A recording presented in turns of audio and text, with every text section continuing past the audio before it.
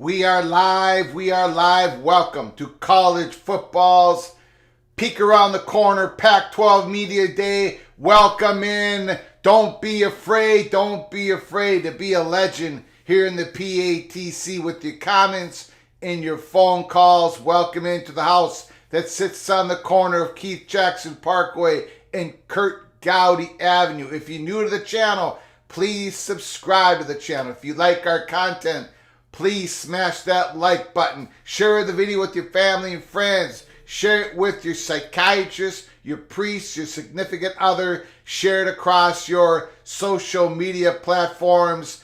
Pac-12 Media Day, now here at Peek Around the Corner Studios. In the Peek Around the Corner household, we do not have the Pac-12 network. We have the highest level cable package that Comcast provides, but you still have to subscribe to the Pac-12 network, and the little general is not going to allow that anytime soon. So we're going to follow along. Keep your head on a swivel.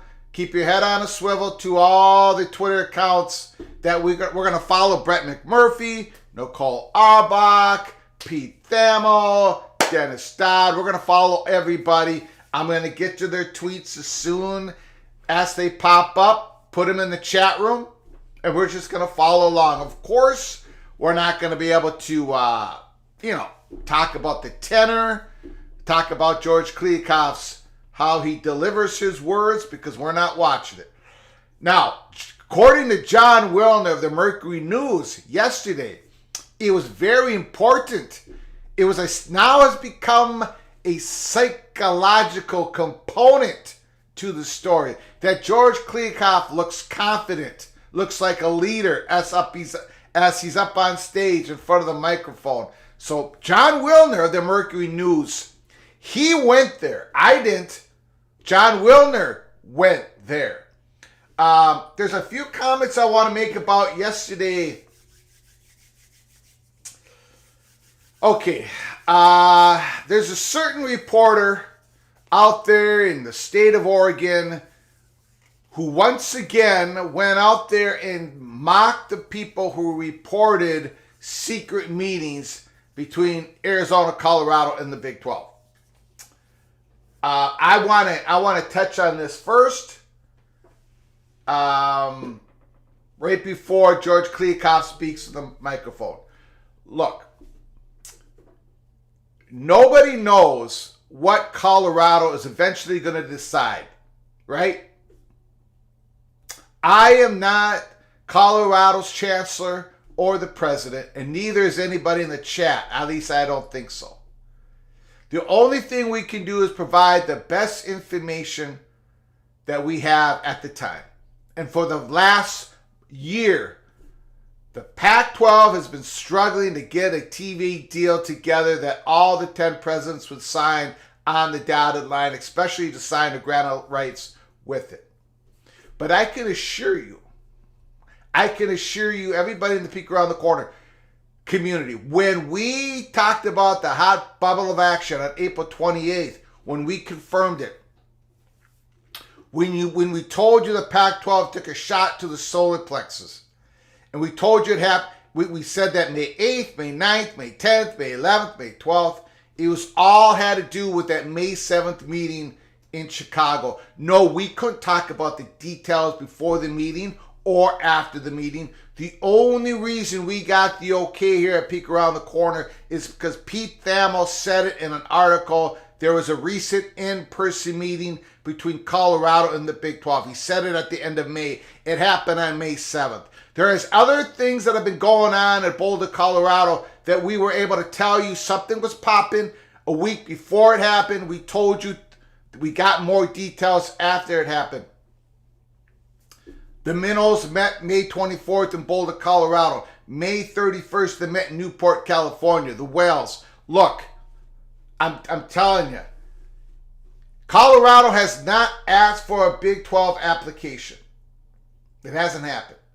But to sit there as a reporter and not have the curiosity to even investigate, to even knock on a door and make a few phone calls. It's been over 2 months. Other people have reported it. To believe that these meetings did not happen is just, I cannot get my arms around the fact look, there's a bunch of the Pac-12 schools, they want to stay together. They want to stay together. They want to be an athletic conference together. To ignore that is to ignore part of the story. The Pac-12 has been struggling to get a media deal. The networks are saying no to them, especially at the money that the Pac-12 needs. To avoid that is to avoid part of the story.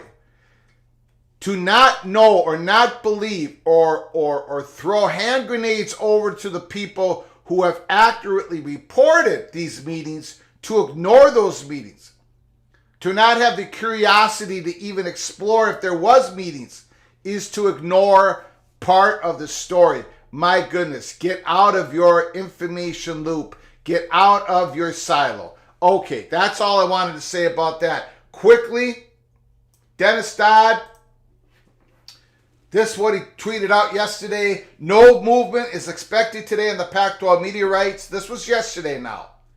Despite reporting meeting with league presidents, industry sources remain perplexed by who the main linear TV partner would be. Now again, this is Dennis Dodd yesterday morning, before the Pac-12 presidents were supposedly going to get clarification from their commissioner. 1 year later, George Kliavkoff still got it right. No Pac-12 school going to join the Big 12. The Pac-12 commissioner said during the sturm and drag of the last year media days. Of course, there are qualifiers to that statement.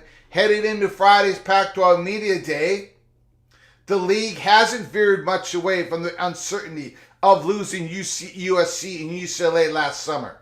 Because of that, uncertainty has dragged on so long, mostly the lack of a TV deal.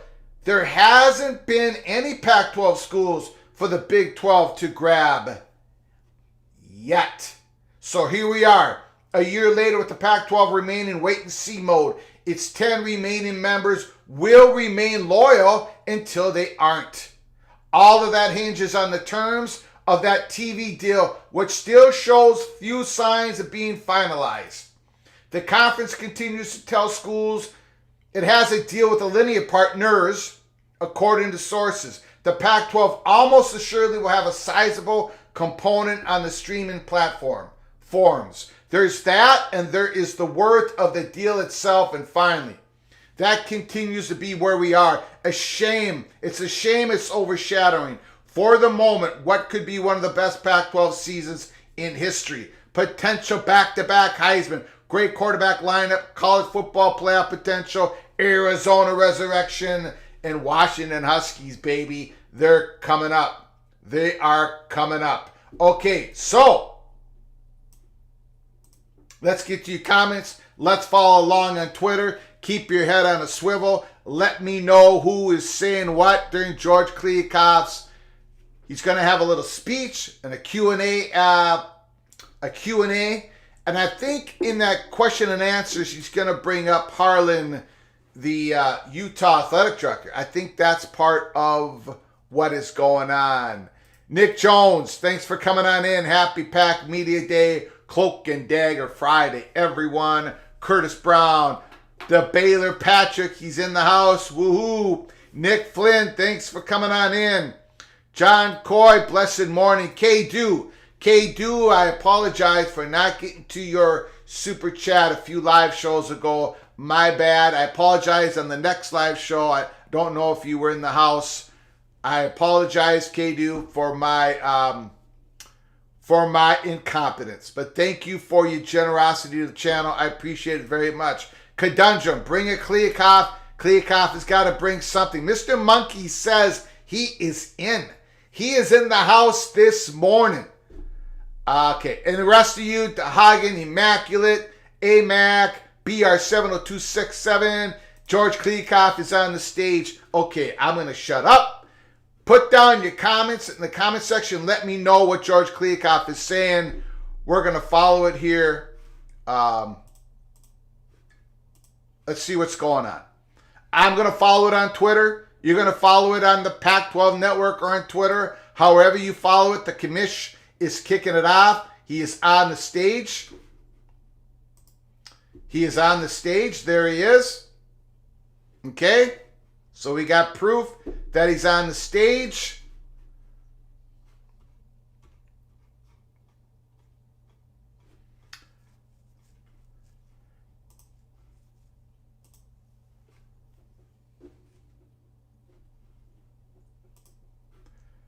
What's your updated point spread? Still minus 6.5. Thank you, Jim, for your generosity. Thank you for your super chat. Appreciate it. 6.5, minus 6.5 favorites. That the Big 12 will poach a Pac-12 school, at least one. It's been that way since February 24th. The line has moved up and down. It's gone up lately here because, my goodness, there is still no linear partners. These reporters,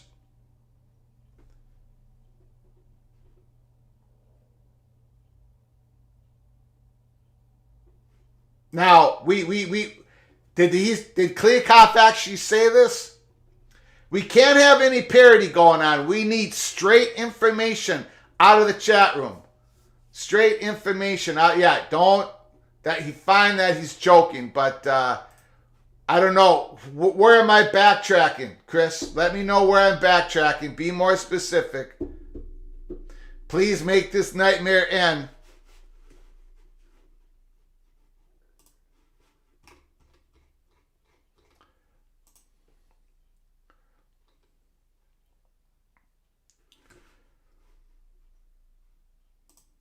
George Kliavkoff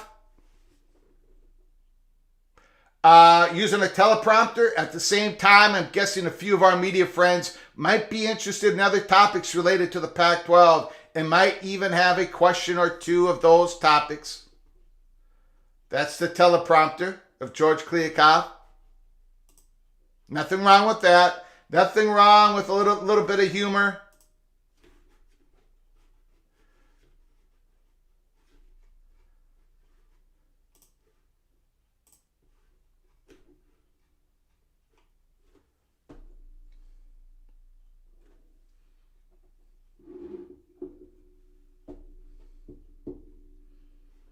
He will take questions.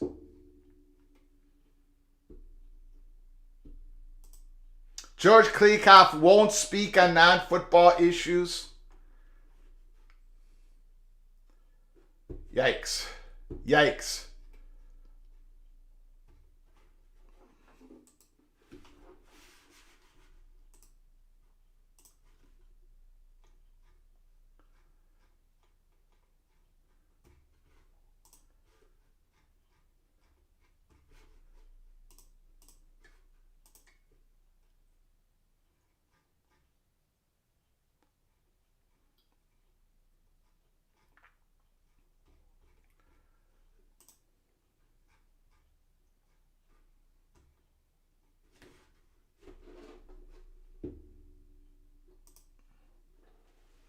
Pac-12 Commissioner George Kliavkoff at Media Day. Speaking of football, the Pac-12 is the strongest it's been in 2 decades. It's going to be a fascinating season for the Pac-12. It's going to be great. It's going to be fun to watch. We've been saying that for quite a while here at Peek Around the Corner. Great quarterback play. The interesting part is when we get to the Q&A section after his little monologue at the beginning of the Curtis Brown. I found a live stream of the Pac-12 Media Day on YouTube. I wouldn't be able to show it here anyways. It's not my channel. Why does the Pac make themselves impossible to watch? That wasn't the great design of Larry Scott at the beginning of all this, but that's where we're at.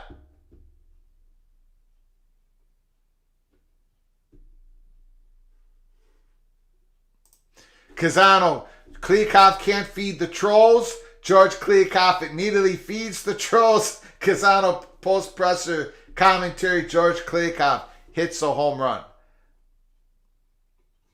Okay, keep your head on a swivel. Open collar, no tie.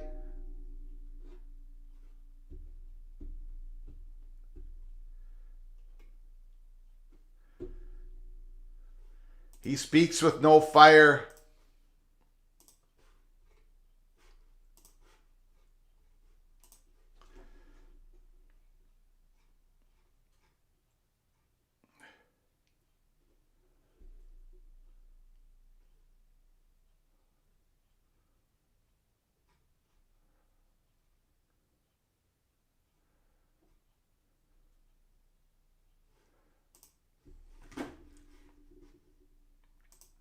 Heather Dinich, the commish, said this is the most highly anticipated Pac-12 football media day in recent memory. He half joked he realizes we have questions about more than football, saying we might have interest in other topics. I do like that he's using humor in this.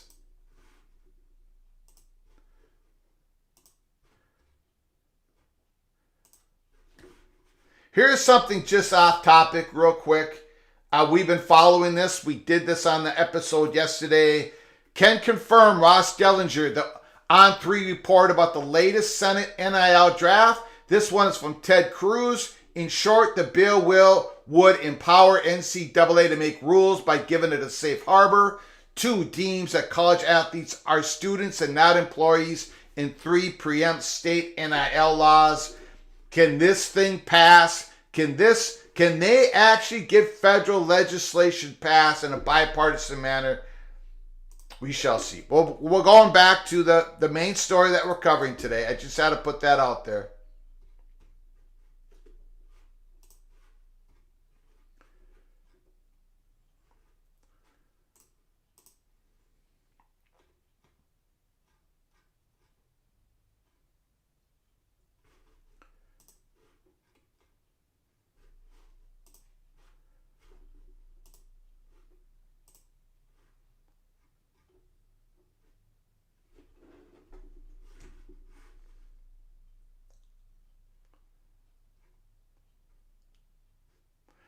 GK smirking this entire speech.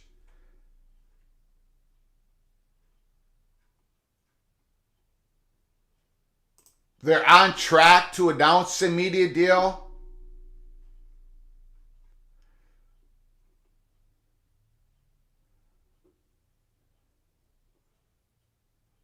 We will get into that extra. Greg, did you hear anything about the meeting yesterday? We will talk about that after the Q&A here. The announcement in the near future. Announcement on media right near future.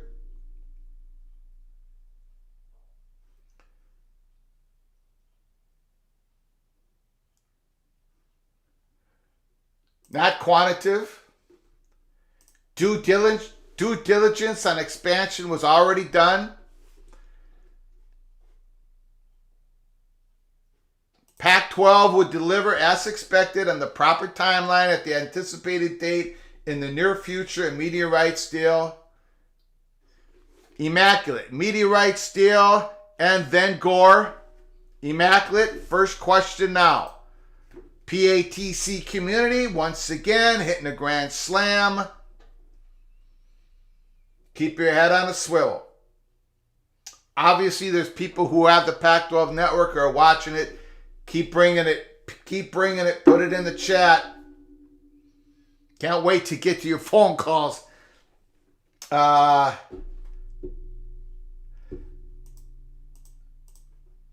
Brandon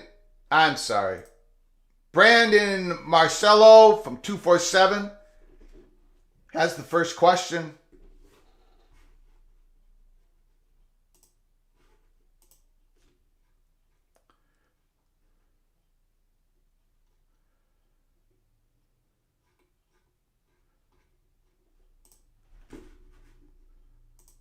Max Olson, Pac-12 Media Day, George Kliavkoff said his league has significantly narrowed our focus to a handful of schools for expansion, but still won't expand if they do until after the TV deal.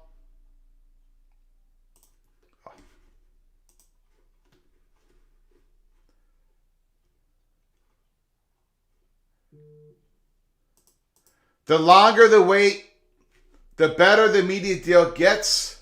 Well, things were going okay until then. Longer the media deal goes, the better. Montgomery, the longer we wait, the better. Reagan Davis, the longer we wait on media deal, the better our options get.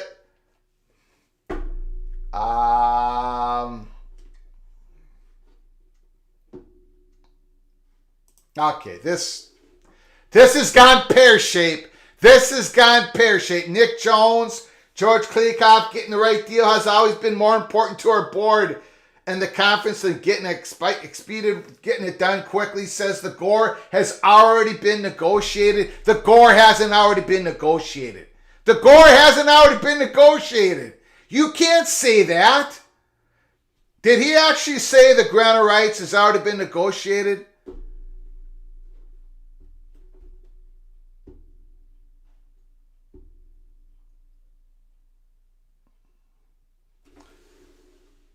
Can somebody confirm, Nick Jones, I'm sure you're being accurate, can somebody confirm that George Kliavkoff said the grant of rights has already been negotiated? It hasn't already been negotiated. I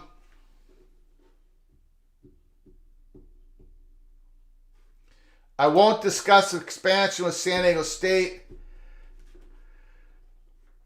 Boah. Let me,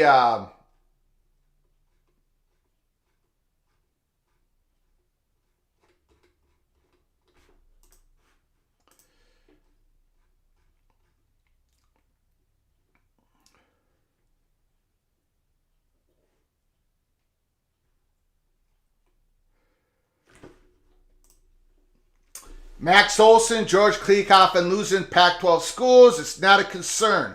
Our schools are committed to each other and to the Pac-12. We'll get our media rights deal done. We'll announce the deal. I think the realignment that's going on in college athletics will come to an end for this cycle.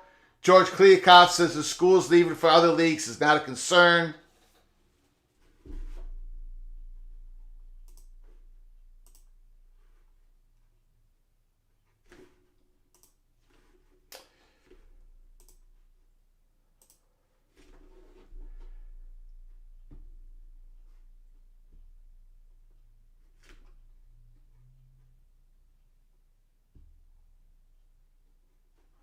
I discount that because I know the truth.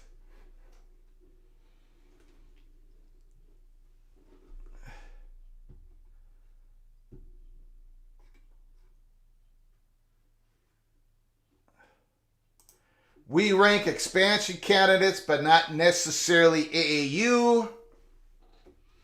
Thanks, guys. You're doing fantastic, guys and gals in the PATC community.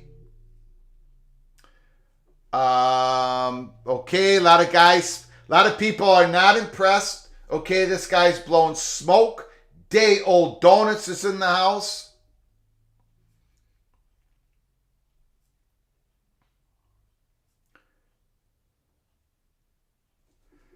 Yeah, the longer we wait for a media deal, the better our options get. Now, Brett Yormark said the opposite at the Big 12 days. He says we couldn't get the deal now that we got on October 30th. Who's correct, Yormark or Kliavkoff? You let me know in the chat. We decided to take the high road and not to engage.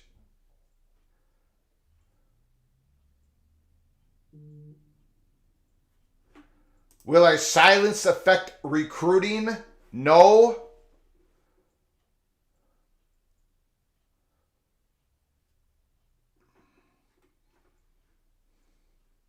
Extra says that Yormark is the one that's telling the truth. Big Jack 512 says he's getting slaughtered. And Mr. Monkey says, we decided to take the high road. And then Mr. Monkey added, Kirk Schultz constantly lie about the status of our deal.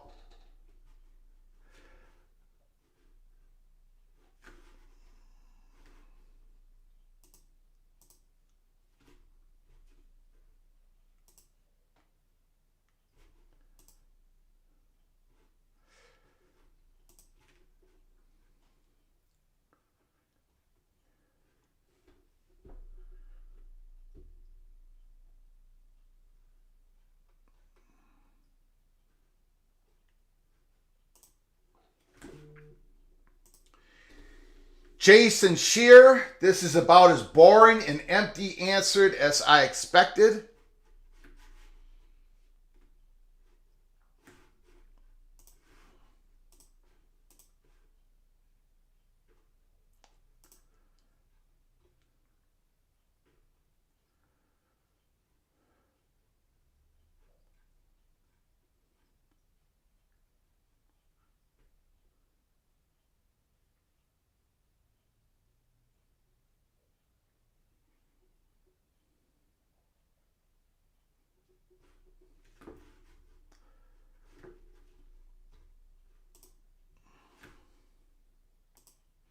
Ross Dellinger, on the narrative that the Pac-12 will no longer exist, George Kliavkoff says he has chosen to take the high road over the last year. He was concerned at first that the buzz would impact Pac-12's recruiting. It hasn't.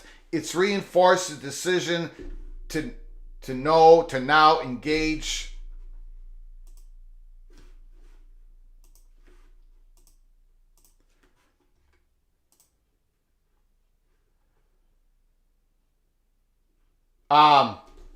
Okay. All right. I don't know. George Kliavkoff, we are not announcing the TV deal today on purpose because I want the focus to be on football. We are not announcing the TV deal today on purpose because I want the focus to be on football. That's the money shot, PATC's money shot of this Q&A. First of all, even though you're not announcing the TV deal, the focus is still not going to be on football. So you got that wrong. Is he speaking the truth? Could he have announced a TV deal? Everybody else is saying no. George Kliavkoff is saying yes. Holy smokes. Right there, that's the money shot. That's the money shot of this Q&A so far.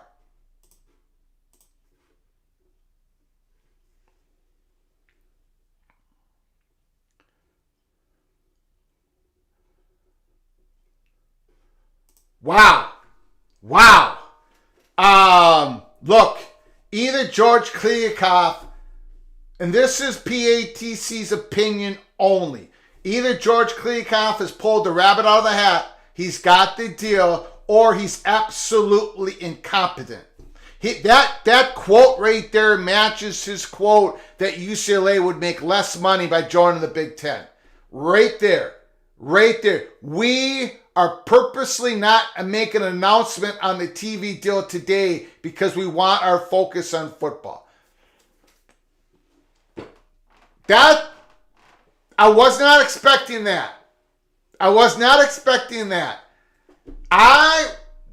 When this Q&A is over with, we're going to your phone calls like that. So buckle up.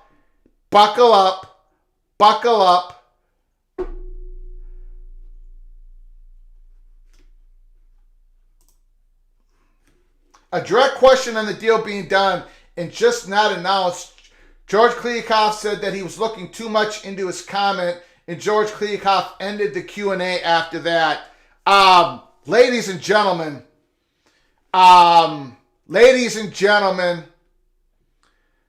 the gore has not been negotiated, number one.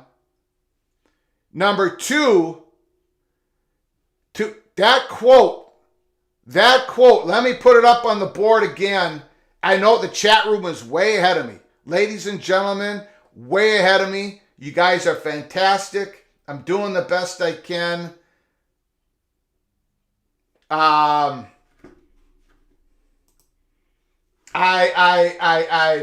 This has gone pear-shaped.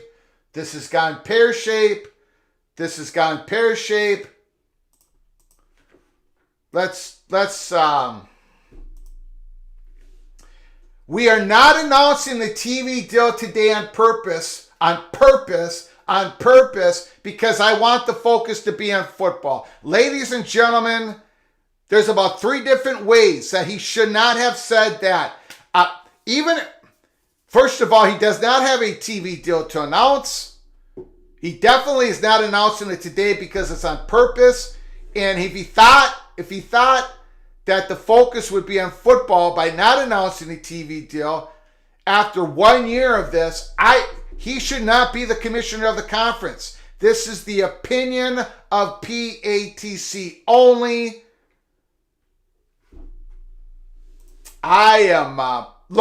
Tell somebody in the chat, tell me I'm wrong.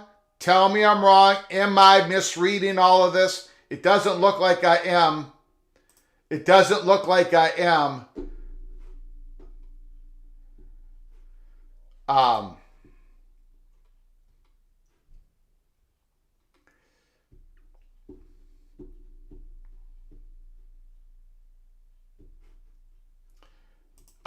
So he just bolted off the stage. My phone is lighting up, so hold on.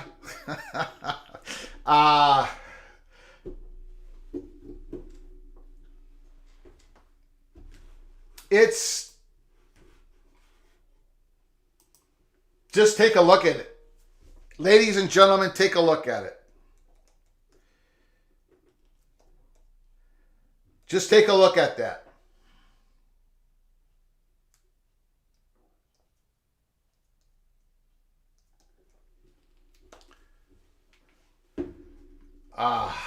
Man, holy smokes.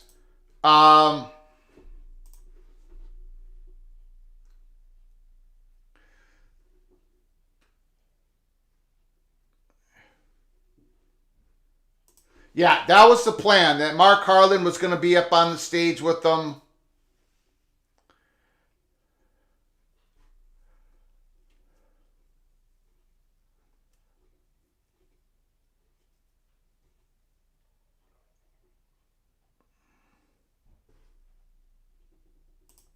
Greg, you are wrong for not immediately bolting out 25 minutes ago. I should have left the stage. Is that what you're saying, Monavision? Look, let's just open up the phone lines.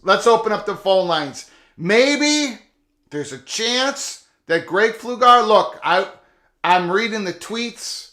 I read Nicole Auerbach's, I can't get over it. Somebody say, Greg, you're misreading this. Or he does have a deal, and what he just said seems completely plausible. Somebody walk me off the ledge. I'm okay with that.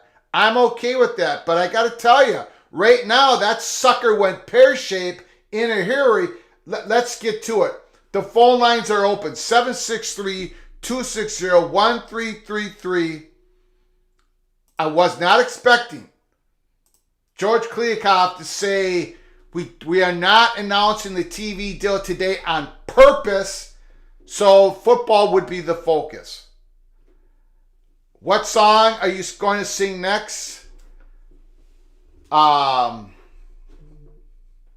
It's the end of the world as we know it. I'm not really sure. Somebody, hopefully. Call from Monavision. Monavision, did you see this?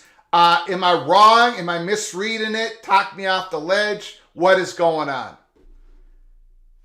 He started okay, but boy, when he crashed and burned spectacularly at the end. I mean, I didn't catch who the reporter was who questioned him on that, but to say we didn't announce the media deal on purpose today, because we wanted to focus on football. And then for that reporter to come back and say, "Oh, so there's a deal done." Oh, well, that's not what I meant. I mean, wow, geez. that who was that reporter? I don't. I think that he might have been. Was he the 24/7 reporter? I don't know. He might have. Yeah.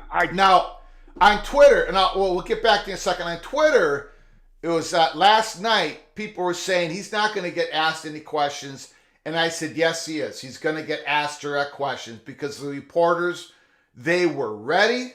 They haven't been able to talk to him for months, and if it went down, and I have no reason not to believe everybody in the chat, Monavision saying it, everybody else's, that is unbelievably bad leadership. They're saying it was the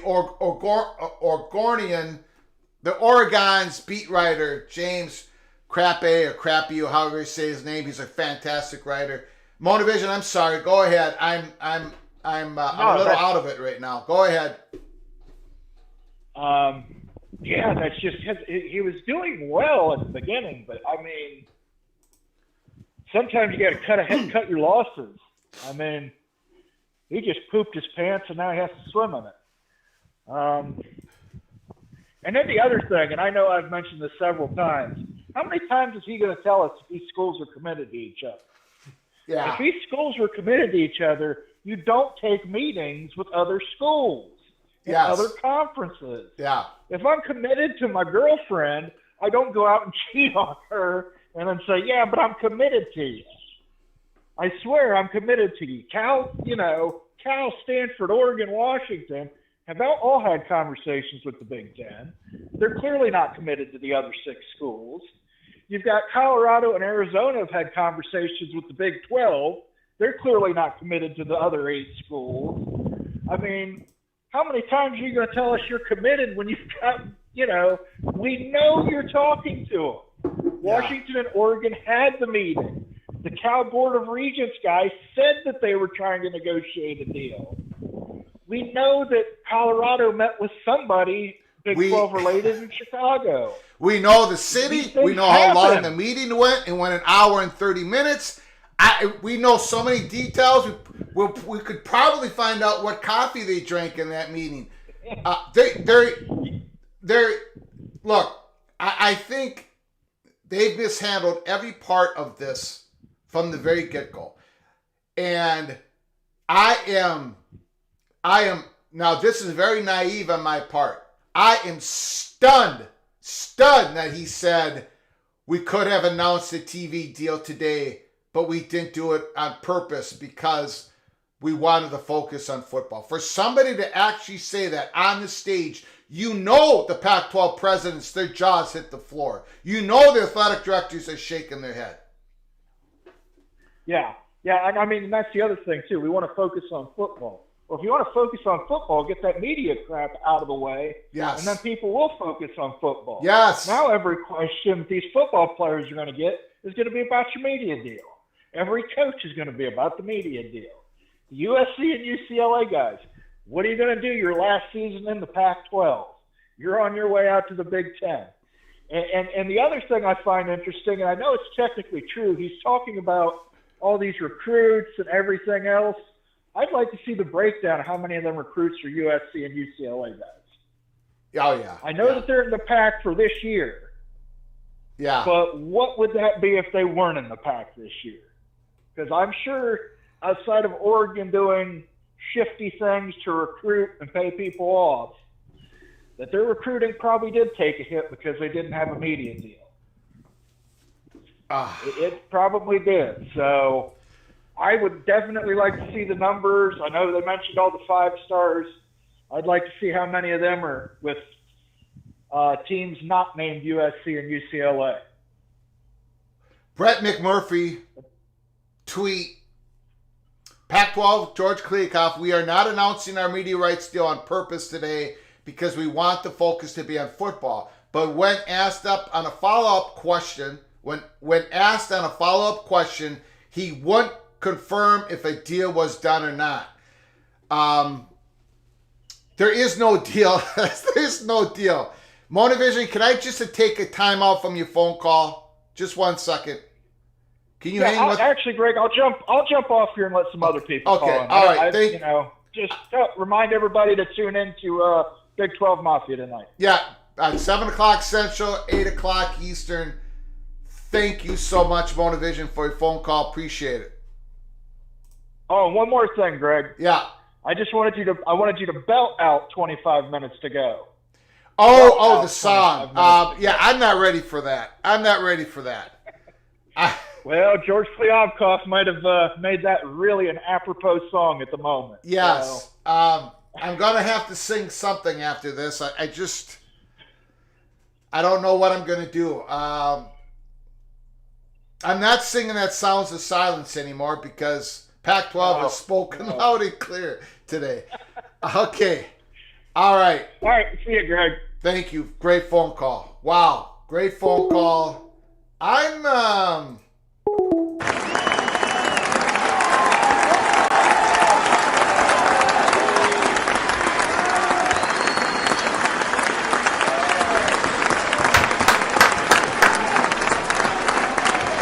phone lines are open. 763-260-1333.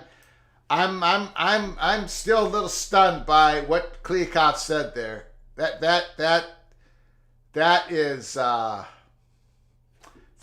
a question and answer period that went absolutely pear-shaped. In that, when John Wilner said yesterday in his article at the Mercury News, how did he term it again?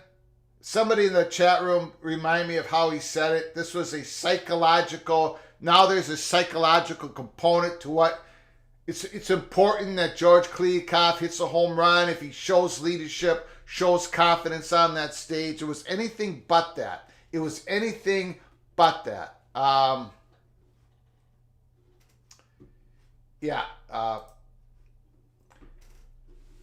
They haven't negotiated a grant of rights. That hasn't been done. You can't possibly do that until you have a media deal in front of you. It's I don't know where that statement, why he said that.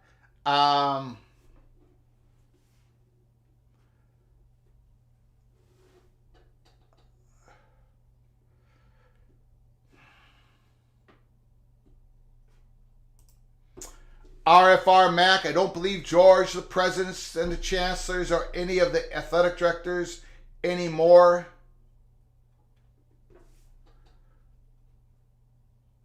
Not sure what I'm going to sing. Widely entertaining for a funeral wake. Nick Jones, Kliavkoff in schools, possibly getting poached by the Big 12.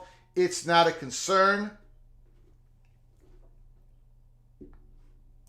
Don't Stop Believing in the background. Dale Donuts believe they should be singing Don't Stop, or they should have in the background Don't Stop Believing. Yeah. He said they negotiated a grant of rights. A grant of rights in principle, they have some verbal agreement. They don't, nobody has signed a grant of rights. None of the 10 schools. There is no grant of rights to sign. That's the bottom line. There is no deal. There is no grant of rights. And by the way, I put out a tweet late last night saying that the Pac-12 presidents received a very loose framework of the Pac-12 media deal. Very loose framework. They do not have a deal. Going to be a large streaming component. We believe at Peek Around the Corner there will be a linear component to it that is not tied to sub-licensing, and it's basically going to center around the third tier type of content. A lot of the men's basketball, women's basketball, some football games on a linear network that is not tied to sub-licensing, that won't derive their distribution of the Pac-12 content directly from Apple. They would actually have a contract of distribution from the Pac-12. We think that will be in place. That's part of the loose framework, but it is the low-hanging fruit. It is the content that doesn't drive the value of the media deal. They might have something there with the potential linear partner, but there's a lot of missing gaps. They don't have it nailed down. They're not even close. Give you a little peek around the corner, or peek around the tent, so to speak. Peek around the curtain. Most of these college football reporters have very good contacts within the media companies. And all of these media companies are saying the same thing. Almost all of them. They're saying, no, we are not in negotiations with the Pac-12. Call from Immaculate. Immaculate, can you just hold 1 second? I just want to finish my thought here. Yeah. Go right ahead. Most of these media companies, the contacts with, who leak stuff to these reporters, most of them, almost all of them are saying we're not having any negotiations with the Pac-12 at this time. There is a couple of them that are not straight denying that they're not having contact with the Pac-12, although they're not affirming that they are having contact and negotiations with the Pac-12. And again, they are the lowest of the hanging fruit.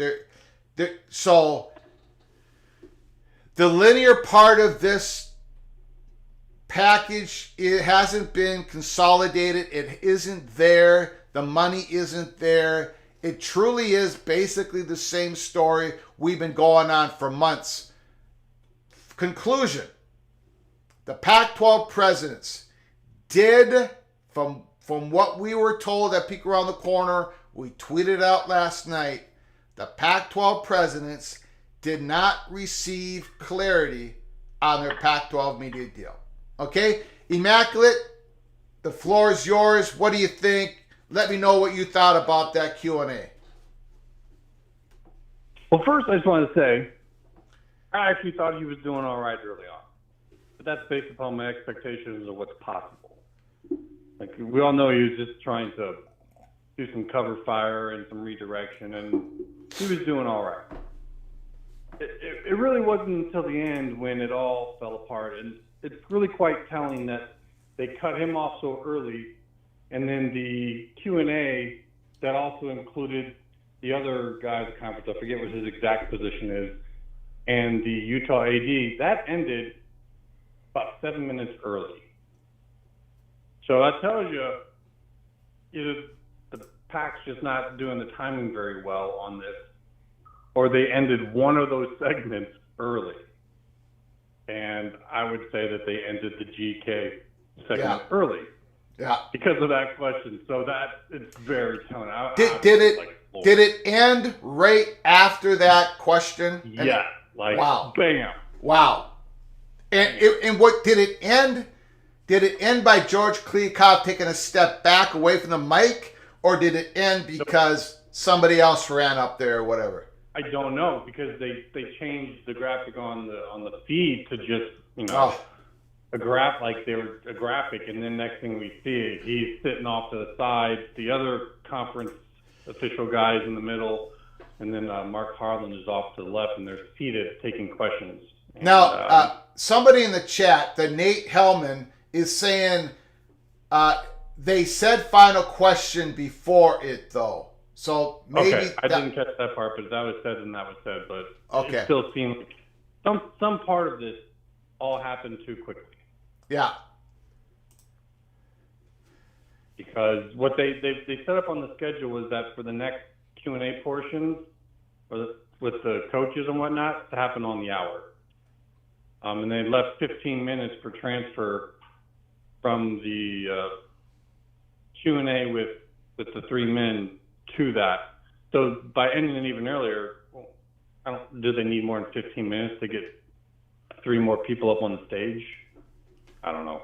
Yeah. But it just seems to me like the whole situation was ended shortly. Whether it was, and it may not have been that question, like they're saying. They already said that was the last question. But before that, it was starting to get spicy there at the end. So yeah. Well, I think maybe they were just a little too slow. If they would have ended before that last question, they might have gotten out of there okay. But that last question really blew them out of the water. You can understand San Diego State being a little spicy. I tell you that. He really went sanitary on that answer for that. Immaculate. I'm going to read this Brett McMurphy tweet once again, and I want you to give me your thoughts when it happened. That last question. Brett McMurphy, Pac-12's George Kliavkoff. We are not announcing our media rights deal on purpose today because we want the focus to be on football. But when asked a follow-up question, he wouldn't confirm if a deal was done or not. Just give me your thoughts on that, please. Yeah, I'm really glad Brett put this out because that means there's a big light now on that, and that's exactly his point, because he's taken these two different answers and brought it together, and it's really quite telling. Individually on their own, it doesn't quite give you the picture, but together,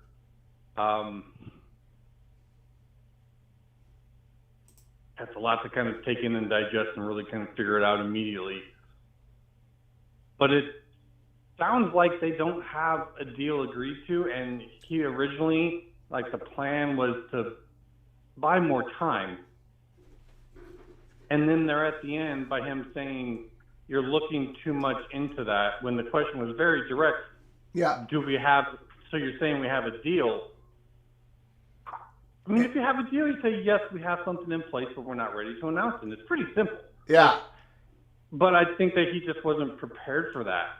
And I think he just kind of blew apart his narrative, which makes the earlier answer look like a prepared half lie. You know, I wanted to give us a lot of open-mindedness because of someone that we respect and what they've said. And I really wanted to see like something's here, even if it's just a short-term bridge deal. But at this point in time, I'm actually finding myself going farther away from that. The combination of those two things. And I would keep that Brett McMurphy tweet on standby to use in your future shows, because that's really the takeaway. We're gonna hit it hard on the Big 12 Mafia tonight. Tell you that. I'm planning on stopping in. So yeah, you stop on in. You get in that. I'm looking forward to that. Yeah. And Patrick here in the chat, you know, I guess I haven't really, because that other part took my breath away, I guess I haven't focused enough on the fact that George Kliavkoff, when that follow-up question was asked, so you have a deal done then? You know, and George Kliavkoff says, you have read too much into that. Right? That's the part where he fell off the rails. That was. That is this guy. Well, he should not be the commissioner of of a athletic conference, right? He was dealt a bad hand, but this... And they don't have anyone better to put in his place, by the way. Like, Huh? there's no one's going to take his job. Well, I don't know. That's... If you had the qualifications for this job at this point and you watched this whole show and they contacted you saying, hey, we might be fielding potentials for this position in the future, would you be interested? I mean, you'd say no, right? I would say no, yeah. But they would never talk to me, so... So they really can't replace that at this point. Like, yeah, no, they can't. No, that is something. That was a huge moment, and that basically puts a bow on this whole saga for the last year. And a nice little icing on the cake of that, if you really want, I'd go into what the Utah AD Mark Hanlon, his response to a direct question on him of Utah's loyalty basically to the conference and being willing to stay there. And he also, his face at the moment, you had to see it, his face just went kind of expressionless, just straight, and he went into that line about, proud to be part of the PAC, and looking forward to success. Well, that doesn't mean that if it doesn't have success in getting the media to do that, you wouldn't leave. Yeah. You see what I'm saying? That's why they brought him up here, because that guy is good at that. Yeah. That guy probably could have did better than George Kliavkoff on answering the previous question. So I would say those three things for me, and that's why I didn't call him right away, because I wanted to see if anything came out of that trio, and that was pretty much the bomb that was dropped in the trio Q&A. It was the Utah AD not being willing to say that they are dedicated to the future of the PAC or whatever it was. It was kind of a back step on that. But that's pretty much my take on it, is that it started off pretty sanitary, but it fell off the rails at the end. Wow. Wow. Thank you, Immaculate. I appreciate it. Great call. Man. Look forward to talking to you. Yeah. Talk to you tonight. Have a good one. Yeah, you too.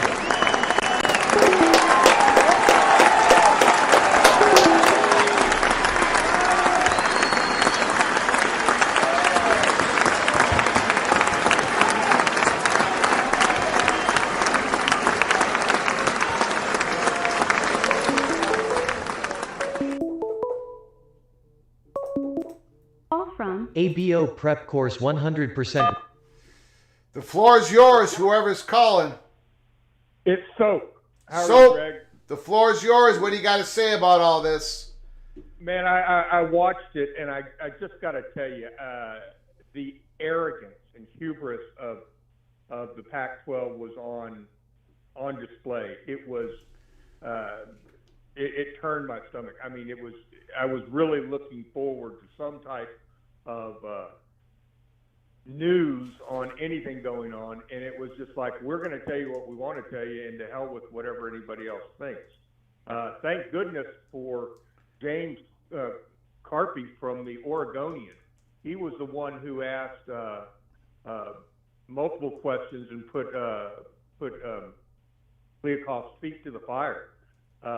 He was the one who asked the last question when he quit speaking about whether getting some clarification on it in an arrogant manner. He says, "I think you're just reading way too much into that."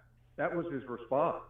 Greg, I've got to think, as you know, I've said over and over, Colorado is gone, but I think now they're trying to run the clock out. I think the longer this goes on, the more they can assure that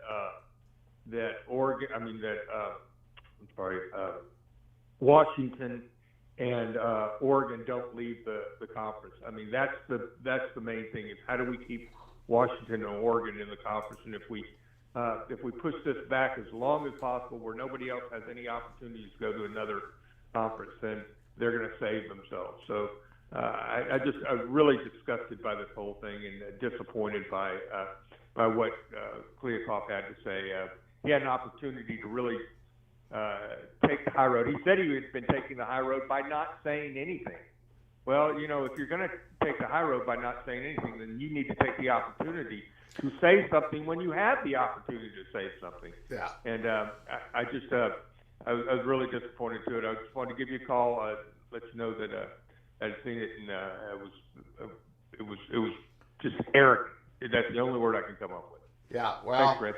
You got it. Thanks for the phone call, sir. Thanks for calling in. You bet.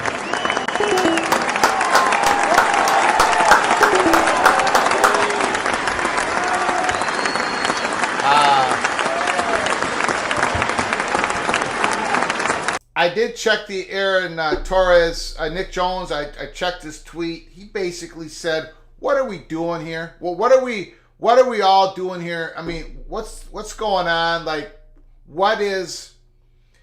George Kliavkoff has had all this time to figure out an answer to these questions, and basically it went pear-shaped. Those are my words, not Aaron Torres' words. It's got to be very disheartening for a lot of Pac-12 fans who watch that. They've got to be just. George Kliavkoff was dealt a horrible hand, but he's only made his 2-7 offsuit even worse. Call from Steve. Steve, the floor is yours. What's going on, sir? Well, I think we got the answer of why Kliavkoff hasn't talked for months. Yeah, yes, sir. I always look at this from a sales and marketing and PR perspective. I thought they did all the damage they could, but today they topped that as far as the PR goes. You you stand up there and make statements that in milliseconds people can see right through them. It's just ridiculously bad. What better day to have an announcement for a media rights contract than today for the PAC? There's not a better day, okay? Yeah. But we should know from how they're doing business. And by the way, Greg, this is going to offend some people, and I'm talking about the presidents here. People, and I have dealt in my working life with people in academia, they're very difficult people to get through to and work with. So, yeah, I blame it on George, but I also blame it on these guys. Quit the narrative of we're all in this together, because you're not. Everybody's looking out for himself. Every team in the nation every university in the nation is looking out for themselves right now. Everybody has their guard up. Okay? So let's quit this narrative and this is I won't say disappointing, but this is beyond belief to me that you can be in for a year, and the most important day that you're going to have and have had for a year, and this happens. It's unbelievable. It's beyond comprehension, and I've told you 100 times I'm baffled by what they're doing and how they're doing it. And they would have been better off for him to make a 10-minute speech and just walk off the stage, such as a politician does when he doesn't want to answer questions. Steve, can I just can you just hold that for one moment, please? Sure. Brett McMurphy, I just put up a tweet. Brett McMurphy, I just wanted to pop this in here because I want to hear your comments on it. Immaculate talked about it. Monovision talked about it, but I hadn't seen it yet, so I'm popping it up on here. When Utah's athletic director Mark Harlan, and once again, he's a very well-spoken, very successful athletic director. If you're talking about talent, if you're talking about the people who are the most talented people in Pac-12 leadership positions, it's Mark Harlan, okay? Utah athletic director Mark Harlan, on the Utes' commitment to the Pac-12, when he was asked about the Utes' commitment to the Pac-12, Mr. Harlan said, "We are a proud member of this conference and look forward to its future success." So he didn't he didn't talk about the commitment. He didn't even go there. He didn't say, "Yeah, we're committed to this conference." He didn't even go there. He went, "We are a proud member." Of course, everybody's a proud member of a conference, and we look forward to its future success. He didn't even bring up their commitment to the conference. Steve, I just want to hear your comments on that, if you may. Well, since you always say we're allowed to disagree on this show, I fully disagree with you that he's well-spoken. He's using the same narrative as everybody else. I respectfully disagree with your comment that he's well-spoken because he's not. Okay? None of these guys have been, Greg. None of them. So, yeah, I'm sorry. I mean, there were times, and I've told you this, there were times where I would say something in negotiations, not real far off the wall, but a bit off the wall, because I wanted to read the room. I wanted to see the reactions. Okay? So you can do that once in a while. But to keep saying the same thing over and over again, I'm sorry, it loses its effectiveness. It just does. It's, oh, we're committed. Oh, we're looking forward to the future. Oh, we're a part of it. You know what you're a part of right now?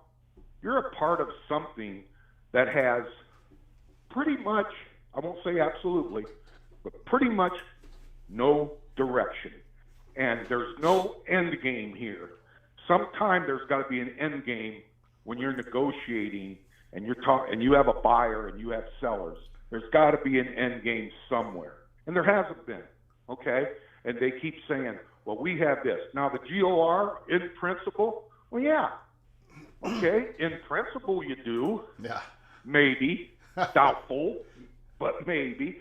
See, in principle, if George picked the right word the whole morning, it was that, because of how you can define that or whatever. But this constant same narrative. Oh, we got a deal. We're working on a deal. The GOR has come up many times. This is just to me, from my experiences, and I'm an old guy, and I've been out of the workforce for a good 5 years. But I'm telling you, to me, this is an absolute nightmare, and they keep creating and making the nightmare worse.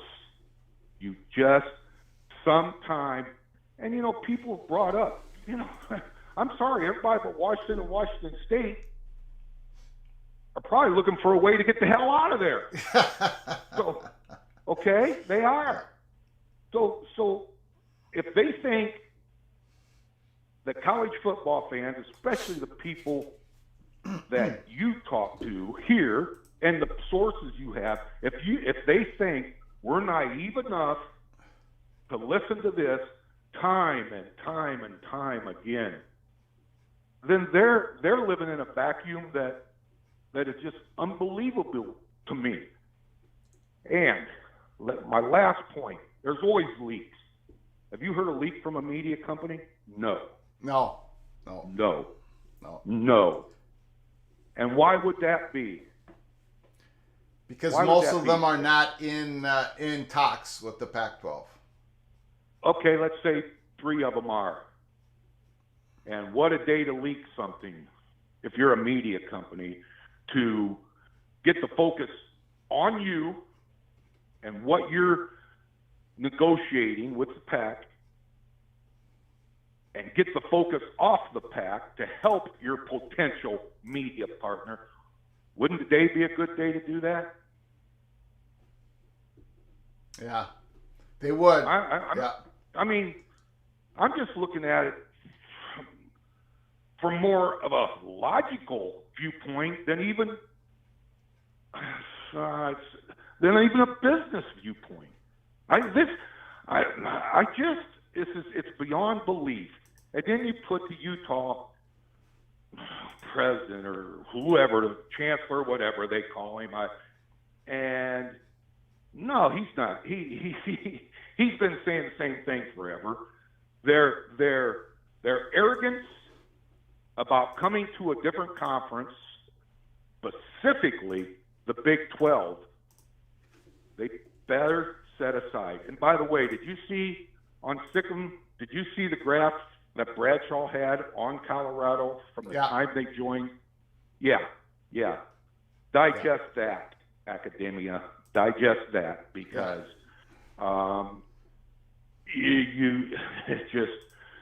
if they don't think dollars and cents rule college athletics and they can get away with whatever they think they can get away with, they couldn't be more wrong. They couldn't be. So anyhow, I'll leave it with that. And my suggestion is, growing up an hour and a half south Detroit, my suggestion for your song for Kliavkoff would be Bob Seger's "Beautiful Loser." I'll write that down. Thank you, Steve. Beautiful call. Yeah. All right. Have a good day. Oh, man. Woo! Great call, Steve.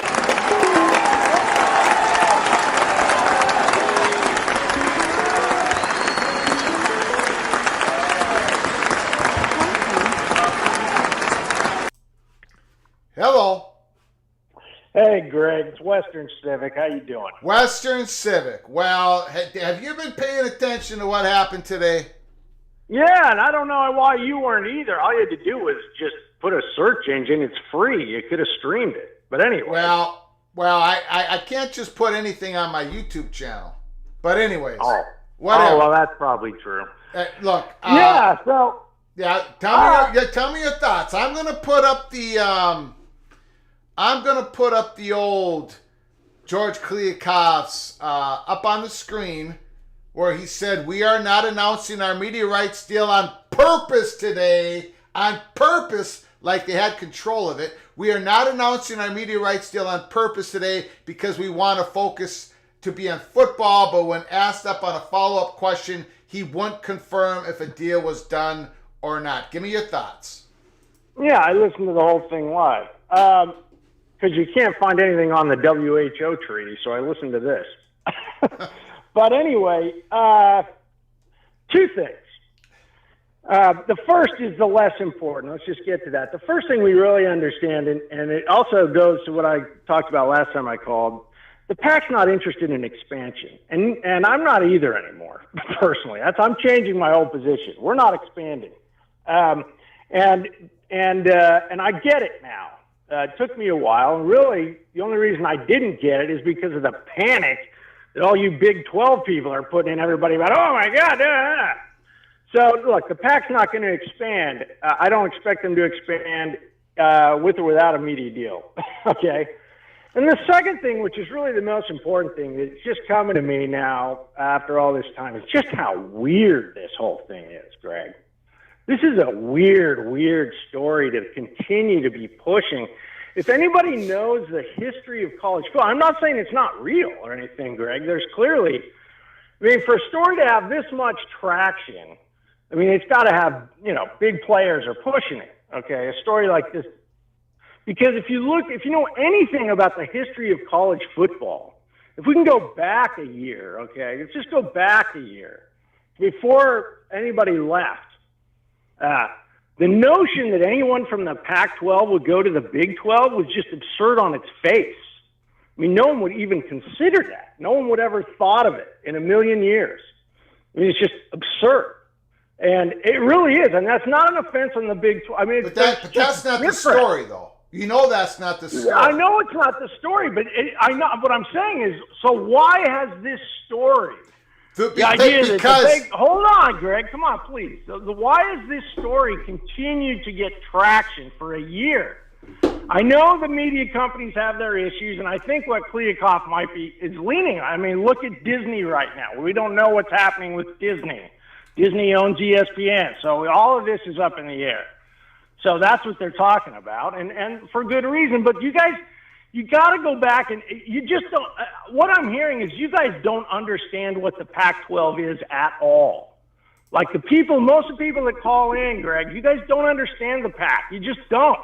I mean, some of us actually went to the schools there. I mean, I don't know. It's just, there seems to be just a total forget of like what college football is about and what the history of these conferences are, and just a total willy-nilly disregard.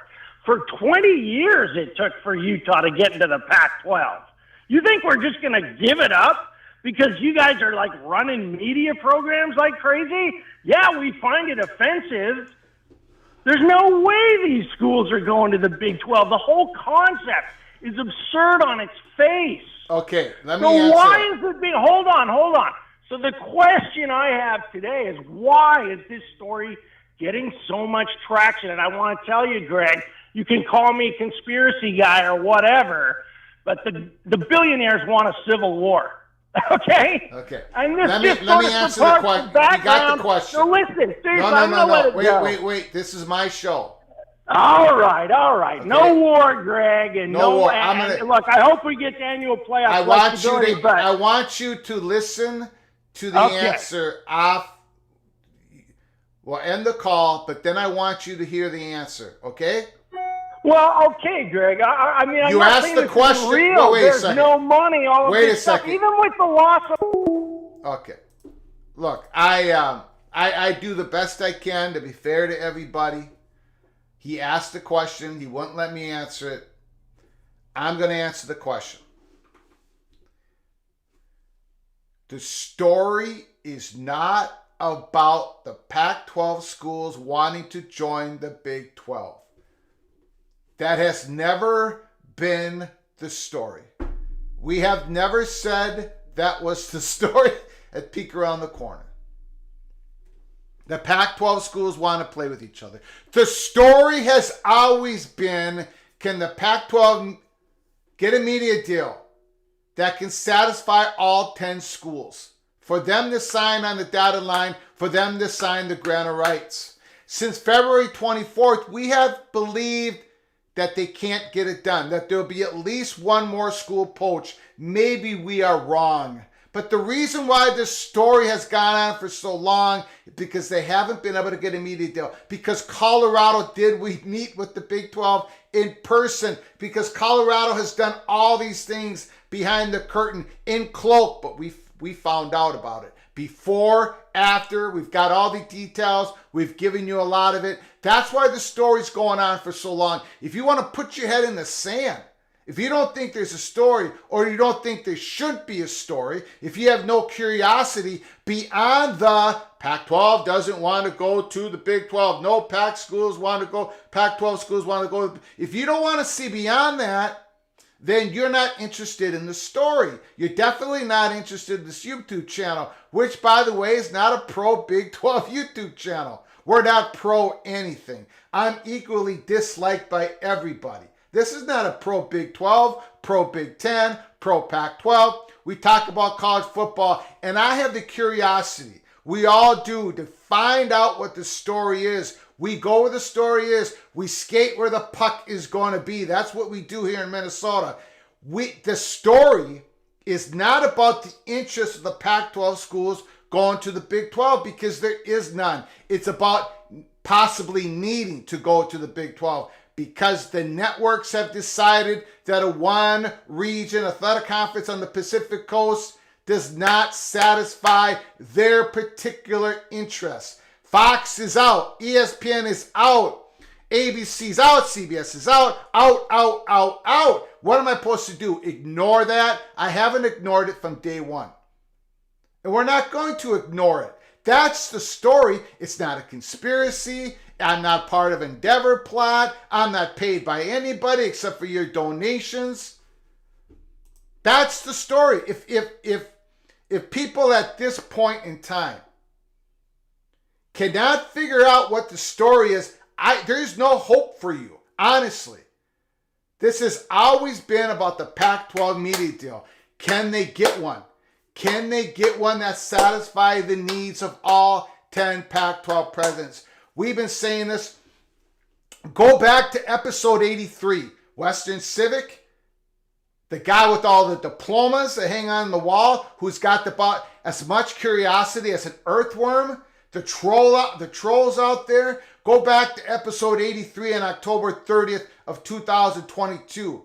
When the Big 12 struck the deal, when they got in front of the line of the Pac-12, when they struck the deal with ESPN and Fox, what did we see? What did we say at Peek Around the Corner? We did not say, oops, George Kliavkoff left money on the table. We didn't say Brett Yormark left money on the table by getting the deal done early. We didn't say that. We said that Brett Yormark hit a home run because the media recession was upon us. And he got the deal done, and now the Pac-12 is going to struggle to get a deal that's going to give them enough exposure to keep those 10 schools together. But we still had the Pac-12 as the favorite to hold their 10 schools together from October 30th, 2022, all the way up to February 24th of 2023. But we had to make the switch. Why did we have to make the switch? Because the information that we were given to us in an overwhelming fashion, it was Fox and ESPN lowballed the bleep out of the out of the Pac-12. That's the story. The story is nobody wants to do business with a one-region conference outside of the Southeastern Conference. It is changing. I'm sorry, Western Civic and everybody out there. The college football landscape is changing, and we're trying to provide a peek around the corner. We can't possibly tell you what it's going to look like 10 years from now. We're having a hard time keeping up with what it's going to look like 6 months from now. But what we have said, the dates of those events that happen in May are 100% true, locked in. We've given you guys the correct information. That's the story. The story has never... To say that the Pac-12 schools do not want to join the Big 12, you know how long it took me for me to say that? 3 seconds. 3 seconds. Bam. That's it. We know that. We've known that from day one. Everybody in the Pac-12, the fans know that. The Big 12 fans know that. The Big 10 fans know that. People in the media know that. But there's so much bigger to the story. My goodness. That's not the story. The story isn't some yahoos on Twitter. The story isn't John Casano. The story isn't Peek Around the Corner. The story is the Pac-12 can't get a media deal done. And then you have a commissioner today who hasn't spoken for months, gets up on stage in front of the mic, and he's doing okay. He's surviving the moment.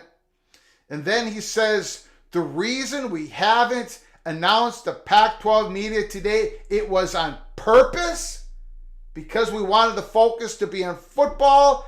That is the story of today. The Pac-12 media, that's the story. That it is. Now you can call and disagree with me. I'm glad to hear it. But once I say, let me answer the question, you have to let me answer the question. I think I've been more than fair to everybody. You can disagree with me all you want. Steve disagreed with me, Mr. Cincinnati Bearcat. He said Mark Harlan doesn't communicate well. I think he does. You can disagree with me, but please let me answer your question. Again, for all the people new to the show, we are very fair on this show. This is a National College Football YouTube channel. We are the rebel outpost of all college football YouTube channels. We have fun here. We talk about everything college football. We do break news. We do have our own intel. We've been on this Colorado story from day one, and we've been hitting it out of the park. History is going to be very kind to us, just like it was in the USC story. The stars of our show is the PATC community that keeps their head on a swivel, that can disagree with each other, with purpose, with dignity. We do not have hate language here on this show. So if you like our show, please subscribe to our show. Smash that like button if you like our content. Let's get back to your comments. July 25th. That is the day where Act 13 begins in our Peek Around the Corner, Holy Smokes Theater, July 25th. Let it go, Greg. I'm letting it go. Thank you so much. Appreciate it.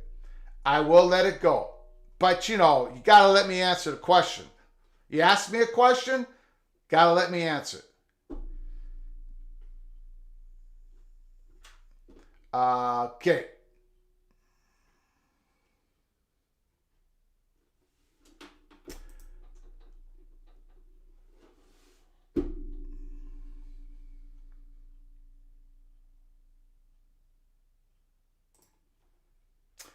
Phone lines are open. 763-260-1333.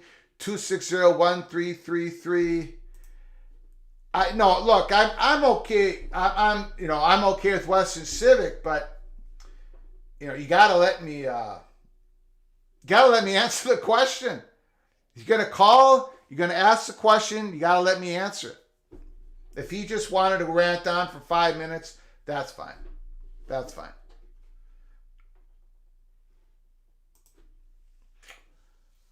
Okay.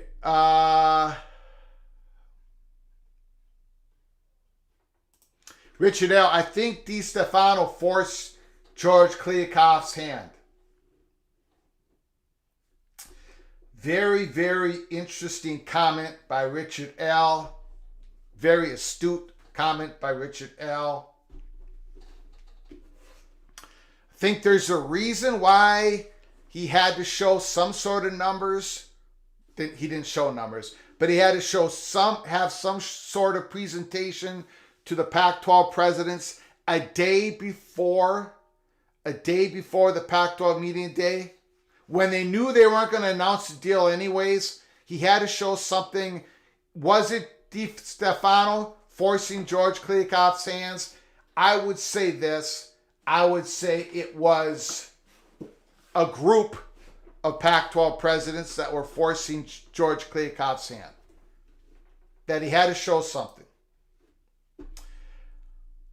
I obviously have not been able to speak with Arizona State Money Perch since, I don't speak to them, but my associates communicate with them.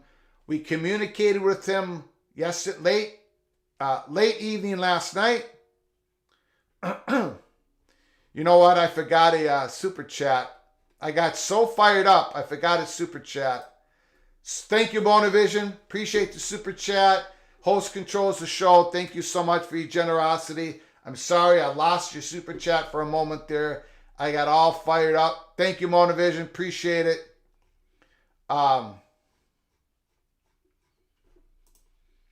Coy, thank you for your super chat. Appreciate your generosity. Do you see any PAC schools finally jump and ship? Yes, we've seen it. We believe that to be the case since February 24th. We'll see what happens. I keep saying this, can George Kliavkoff pull the rabbit out of the old hat? Right now, there is no reason to believe that he can, to keep all 10 schools together. But you know what? Maybe with that George Kliavkoff performance today, some media company dials him up and says, I want in on that confidence. I want in on that. We'll see. I have bigger doubts than ever.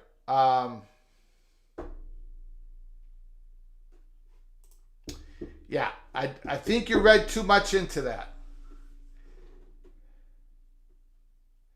What, that you said you didn't want to announce the deal that you don't have? Yeah. You do good for a Gopher fan. Thank you very much. Thank you very much. Appreciate it. Appreciate all you guys. The phone lines are open. 763-260-1333. 763-260-1333. Give me your comments. Don't be afraid. I usually don't go off on a rant like that, but gotta let me answer the question. Hero75, thank you so much for your generosity. I appreciate it. I believe PAC, more teams than before are now rushing to the lifeboats. No team wants to deal with this once season starts, so it should be over by then. Call from Immaculate again. Immaculate is on the line once again. Thanks for calling. What do you got? What do you got, sir? Well, wanted to talk about something real quick that we were having going on in chat. But first off, let me just say thanks for having me on as a caller. I do my best to not talk over you when you're talking, and I would hope everyone else would give you that respect. I do appreciate being able to call in and talk with you on this. You were a great mind on this. Everybody does a great job. Everybody does a great job. Western Civic usually gives me an opportunity to answer the question, but thanks. And I actually like Western Civic. I just don't like a lot of his ideas. Sometimes he gets a little too energetic. But anyway, I don't want to go on about him. Secondly, talking with the new guy in your chat and new viewer, San Diego State U Aztecs, I actually thought that the question from the San Diego media guy was very important. It just didn't what was stand the out question? to the rest of this. He was basically asking George Kliavkoff about their part in talking with San Diego State University and then San Diego State's position with the Mountain West in terms of promises of San Diego State joining the PAC. And Kliavkoff just sidestepped the crap out of it. But I didn't really focus in on it at the time. I'm kind of thinking about it since then. That could be a big legal fiasco. And we have not even heard yet about San Diego State and the Mountain West, right? Like that was supposed to happen, a week ago? Yeah. And so he was directly asked by that San Diego media about this situation. And I've kind of thought that the PAC probably made some promises to the San Diego State without, nothing official, but just, hey, you're number one for new expansion in the future after we get done with this. We've got this coming. We've got this. All the talk from all these presidents and ADs is like, oh, it's just coming around the way. So from the outside looking in, San Diego State probably thought it's a done deal. They have a deal. And if they end up having an issue with Mountain West where they got to make a payment, do they have some type of evidence of the PAC offering them some type of an assurance and then not following through with it? And if that comes out in court stuff, I mean, I would have to say the PAC would probably want a quick settle. Yeah. So does that become another cost to them? I mean, I think that could be a growing story that they really tried to brush under the rug there very quickly. I mean, I don't remember his exact answer, but my feeling on it was very dismissive. But that's why I was curious if the San Diego State guy. I'm sorry, go ahead. No, I mean, I'm just, what was there an event, some sort of communication between San Diego State and the Pac-12 that would make San Diego State send that June 13th letter? Why did they send that June 13th letter? I've asked that since, June 16th when we found out about the June 13th letter. Why did they send it? It wasn't, I don't think it was, I think we know now that it wasn't some master plan by the San Diego State. Did the Pac-12 promise them something? That's where I'm leaning in this direction. I know Moen had made a pretty good case for them. This was all under control, but I think at this point in time, it's kind of looking like that could have been the case with someone who knew what they were doing, but I don't think that they knew what they're doing. I think that they had some kind of an assurance from the PAC. And I think that San Diego media guy went there with the express purpose to get into that. So to think that he hadn't talked to anyone at San Diego State ever about this, I mean, he went right in on that, whereas no one else was really going into anything like that. That was his purpose for being there. And, this is one more thing. You've talked on your show about all these costs that the PAC has right now, over the bowl, over the overpayment, all these things that they're going to have to pay. Well, what if this is another one of them? What if they have to pay some kind of settlement? What if they have to pay San Diego State's cost for staying with the Mountain West? If there's some evidence out there of a conversation, that's the big question. Is there evidence of it, or is it hearsay? But if they do, that's one more nail in the coffin. We're talking maybe, 17 million?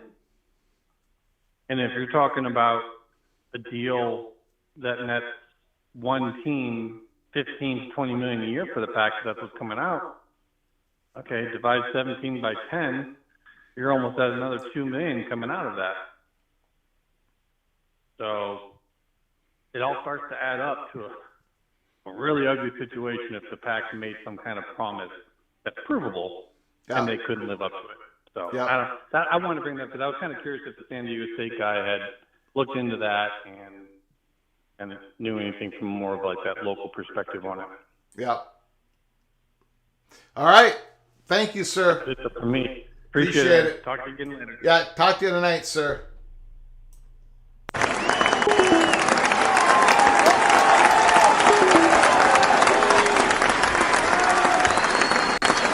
Immaculate. Getting into the San Diego State question to George Kliavkoff. Very interesting. Oregon, Nick Jones, Oregon Athletic Director Rob Mullins. It feels like there's been a substantial progress on the media deal in recent weeks. The market shifted when some additional players at the table can kind of speed things along. Again, nobody can figure out who those players are. We sort of have aligned what one of them could be here at Peek Around the Corner, but we're not going to get into it on this live show. But again, it's not. Again, it has to do with the women's basketball, men's basketball, football, third tier, low hanging fruit. Not the big part of the media deal. We don't know the rest of it. We don't think there's any more to it. The reporters definitely can't figure out who those linear partners are, except for maybe this one that's going to take some third tier content. So again, until we find out until we get some meat on the bone, some real information on who these partners could be, it could be just what Rob Mullins is being told by the president of Oregon, who's just being told from George Kliavkoff. I mean, if the presidents are not actually seeing something in front of them, these are the words of George Kliavkoff, right? Shifted. You know, some additional players. But who are they? Who are they?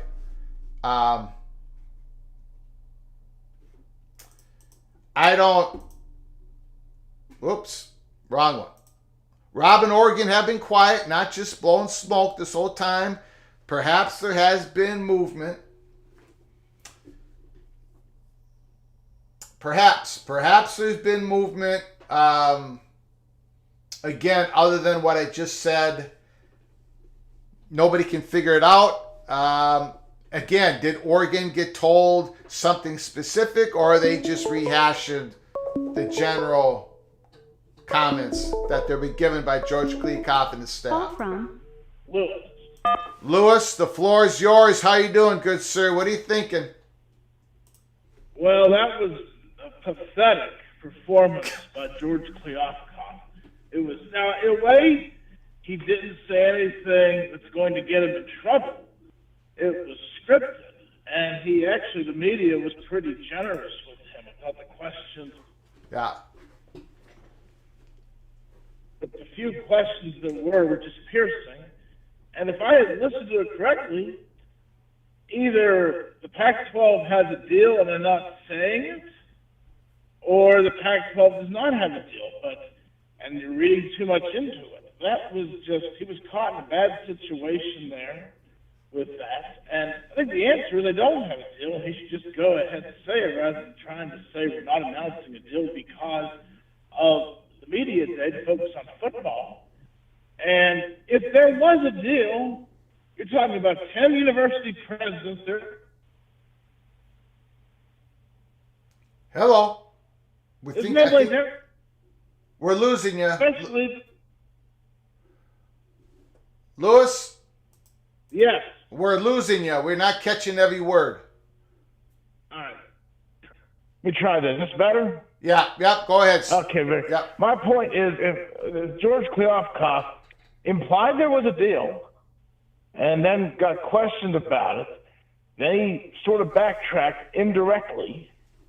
The answer, I believe, is there is no deal because you'd have to have 10 university presidents know about the deal, all the athletic directors, the several media partners, people in the conference, among 30, 40 people that would know about a deal, not one of them has leaked it. I just am not buying it.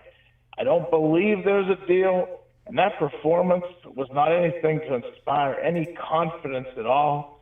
I believe they were just trying to get him out there and get him on and off the stage as quickly as possible. That doesn't mean they won't pull something out and survive, but this is my last comment. It reminds me too much. I watched carefully as the Big East fell apart as a football conference in 2011, and these reminded me of some of the press conferences of the late John Marinato. So even though the Pac-12 might survive, it might survive in some way because of the academic commitments of those universities, I'm not certain that George Kliavkoff will survive more than about a year. Yeah. Oh. Lost you. Thank you, Louis. Louis, thanks for the phone call. Appreciate it. Hopefully that was you hanging up. I did not hang up on you. Thank you so much.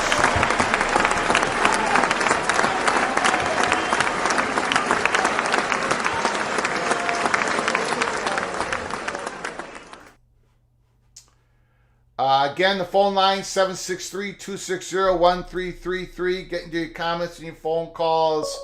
Pac-12 Media Day. Call from. And a reply. Yes, floor is yours. Hey, Greg. Yep. Well, I guess I'm just calling to say goodbye because I'm not going to be hung up on. I've given you a lot of effort, Greg. I've given you my best effort. I've put hours into my calls for you, and I'll take it elsewhere. And you guys just got it wrong, and you're not seeing it. And it doesn't matter about the media. The Pac-10 is going to be fine. It doesn't matter what kind of money we're going to make. You guys don't get it. There's no one else.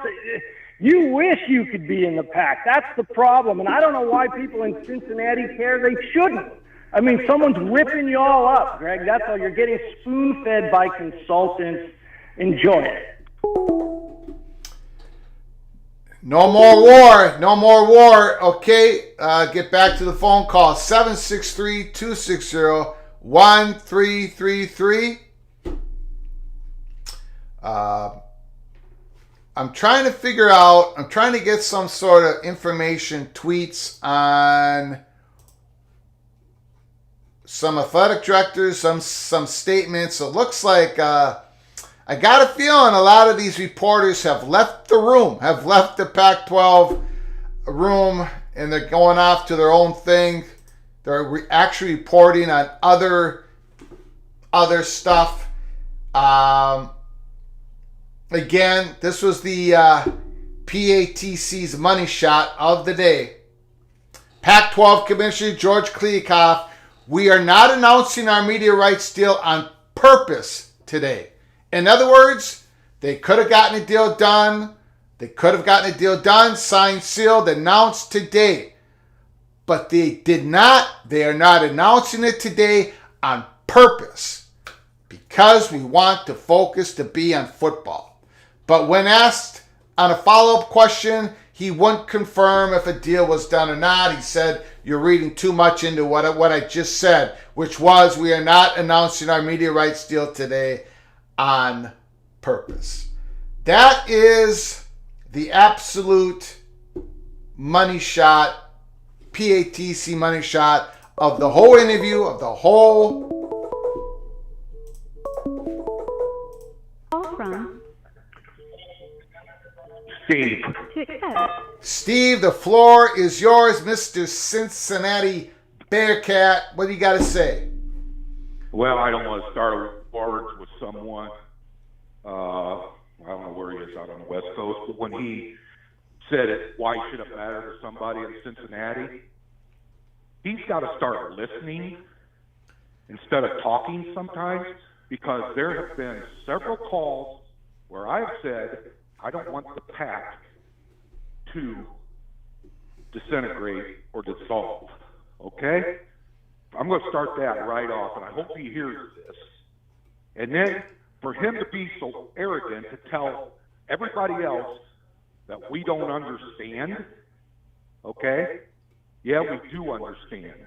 And you know what? There's a little bit of inferiority complex when he brought up Cincinnati. because Cincinnati's sitting in a real good place for the first time in a long time, Western Civic, in a long time. Yeah. Where you're sitting right now, just a little bit teetering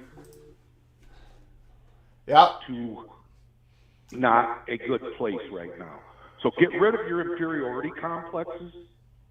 I hope he's listening. I really do, Greg. I don't want to start a war of words. But I have said, because I've got too many good memories in my lifetime. You have said that over and over again. Yes, you have. Over and over again, Greg. Yeah. Over and over again. Okay? So for him to say, why is Cincinnati, why is he interested in calling about and talking about the Big 12 or whatever he calls it? Yeah. You know, being showing some arrogance. Yeah. But I'm not upset. I'm not, I just thought, bring up my name, Western Civic. Be man enough to do that instead of saying someone from Cincinnati. Yeah. Okay? Yeah. That's Bush League. Yeah, it is. That's typical Bush League. So anyhow, all right. Have a great day. Thanks, Steve. Appreciate the phone call, sir. Have a good one. Yep.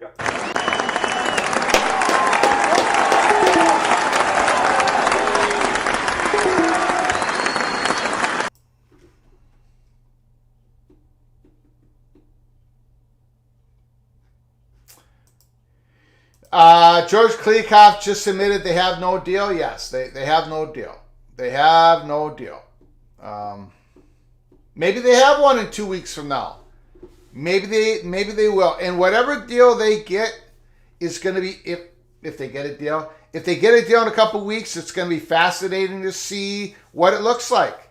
It's going to be very untraditional. We'll see if it works. We'll see if it keeps the schools together, first of all, and then we'll see if it works.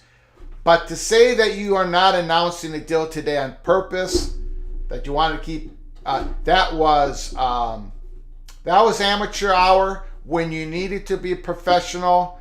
That was very poor. George Kliavkoff, if he is communicating behind the scenes as poorly as he does in front of the mic, then the Pac-12 is in trouble. They are in trouble, but they are more trouble than I even thought, because every time he gets up and talks, he says something that is absolutely untrue. When he sent the letter, when he talked about the UCLA making less money if they joined the Big Ten, he actually doubled down on that with Wilner and Casano. He did not get a pushback from Wilner and Casano, but he actually doubled down and said UCLA would actually make less money entering the Big Ten because of travel costs. Didn't say it just once. He doubled down on it. And now these comments, that comment at the end of his Q&A, and then to go back to the reporter and say you're reading too much into what I just said. I don't think anybody can read. Okay, so we've had comments here. What Oregon Athletic Director Rob Mullins just said. We've had, we think we're making progress, whatever. How would you ever really know? What could you possibly believe coming out of George Kliavkoff in those meetings? You see what he does in public. I think that's a big issue as well. Do you have any proof that there are linear partners actually getting deep in the weeds with negotiations with the conference? Do you, as the president of a Pac-12 university, do you have actually any evidence other than what George Kliavkoff is telling you? As a Pac-12 president, do you have anybody else out there in the world, the media company itself, or somebody representing the media company, or some other reporter that could possibly tell you that you actually are in deep negotiations with potential linear partners? Do you have any evidence outside of what George Kliavkoff is telling you in these meetings? Because if you don't, you should probably get it.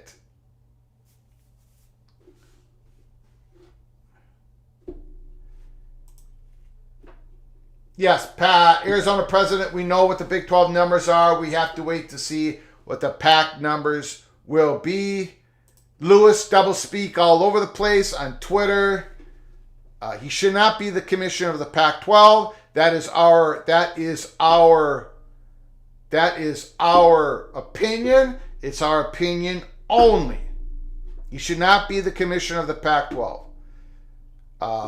You cannot perform like that, especially when it's game time, when it's game day, when you need to be out there. It was John Wilner himself who said that there was going to be a psychological, I don't know how he put it anymore, a psychological component to how George Kliavkoff performs towards the rest of the Pac-12 presidents. How much confidence they can still have in him.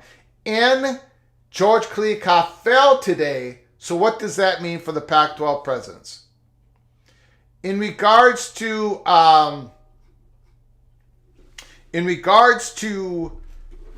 the Colorado Board of Regents, not to get,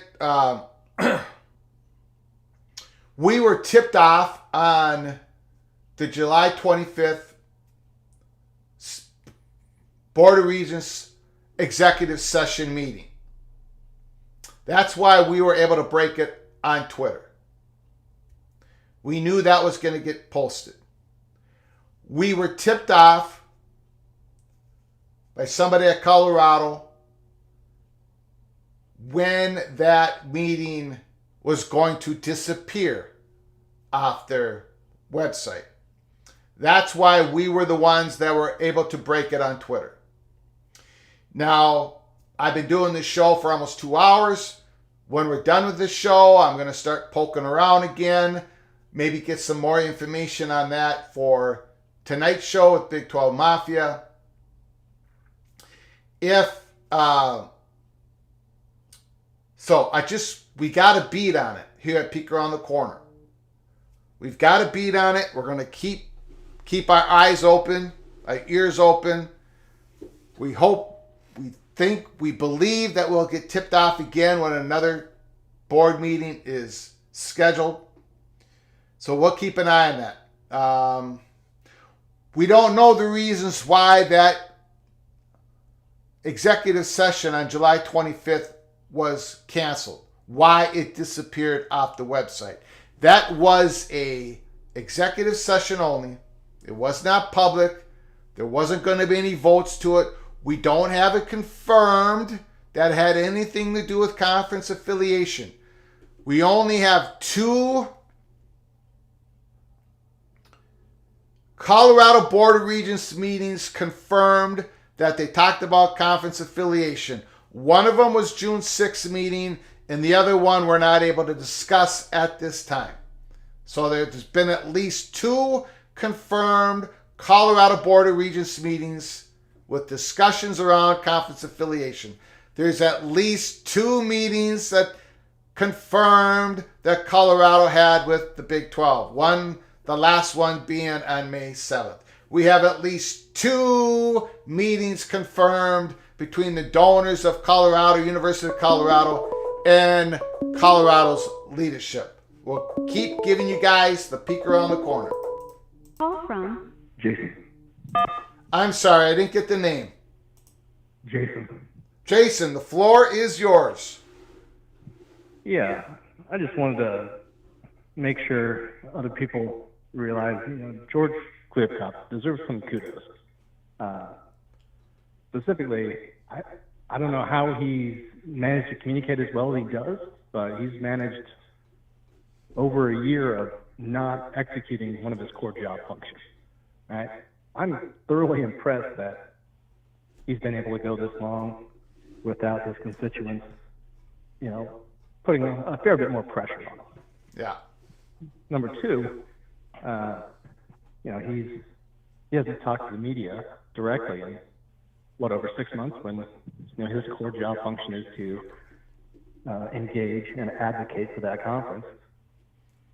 I'm trying to look at the bright side. I'm actually pretty impressed because I couldn't manage to do that if I had that role. Yeah. To have all those people believe what I'm saying and being able to communicate in a way that they believe that and are okay with missing those major marks. So yeah, I think we're all missing some of that. Obviously, he's able to engage his partners and communicate very well when on the outside looking in is completely negative. So just want to throw that out there. Yeah, no, I get what you're saying. I get you what you're saying. I get the message you're sending. Is there anything else? That's it. All right. Thanks for the call. Call again, sir. Appreciate it.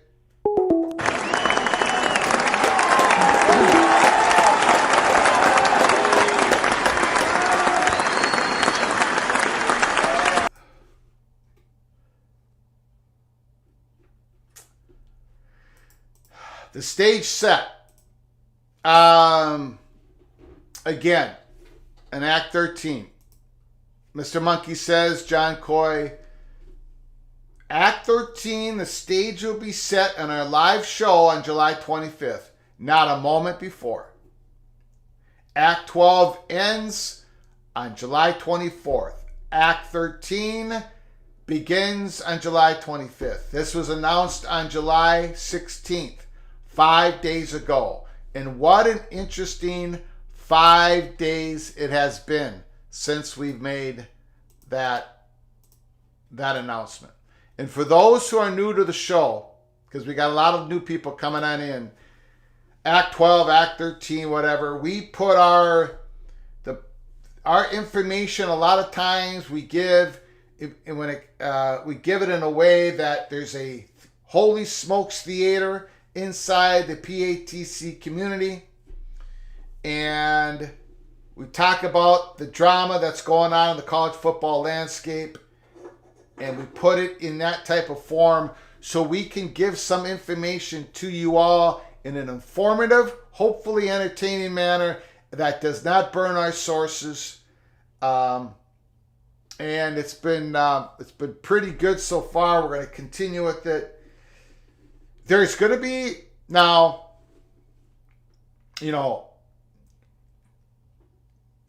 there's Act 13. There's going to be some. It's going to be different than Act 12. There's going to be movement. Of course, we don't know the totality of the changes, but there's definitely going to be some movement, different vibe, different wardrobe. But we can't get into it until July 25th on our live show. So make sure you if you're new to the show, subscribe to the show. Subscribe to College Football's Peek Around the Corner. It's a way to get notified of our next show and episode. I'm not able to schedule a certain time every single day as of right now. Sometime in the future, we might be able to do that. We can pop up at any time. At any time, a new episode or live show of College Football's Peek Around the Corner we can go on anytime. Also, follow us at Flug Empire on Twitter. It's a way we can notify you on Twitter sometimes right before we're coming on. This is College Football's Peek Around the Corner. I'm your host, Greg Pflugar. We have been on this Colorado story. We were on the USC story from the very get-go on March 31st. You can read that story at Flag Empire in our pinned tweet when the Los Angeles Times, Brady McCullough interviewed us 4 different times, put out an article on August 20th, 2022 on the front page of the Los Angeles Times. We've been on this Pac-12, Big 12 saga, and I'm going to just reiterate this one more time. The story has always been, can the Pac-12 get the media deal that can satisfy the 10 schools, the 10 current schools? That's the story. The story is not somebody on Twitter. The story is not Peek Around the Corner. The story is not Dennis Dodd. The story is not Pete Thamel. The story is not the great Brett McMurphy. The story is not Kazano or Wilner or the guy with all the diplomas. That's not the story. There's no Endeavor plot. There's no conspiracy that Western Civic brings up. The Pac-12 schools would love to stay together, but can they get a deal done that keeps them together? The college football landscape is changing. It's going to change more as the years go on. Can the Pac-12 presidents be satisfied? Does the networks want to satisfy those Pac-12 presidents with a media deal? Can the Pac-12 get a media deal that's very, very untraditional, that can get all 10 of them to sign, and can it flourish? Can it flourish in the years ahead? Will Colorado gamble on this new big Pac-12 media deal? Will Arizona gamble on this new Pac-12 media deal whenever it happens? This untraditional deal that they're about to sign on.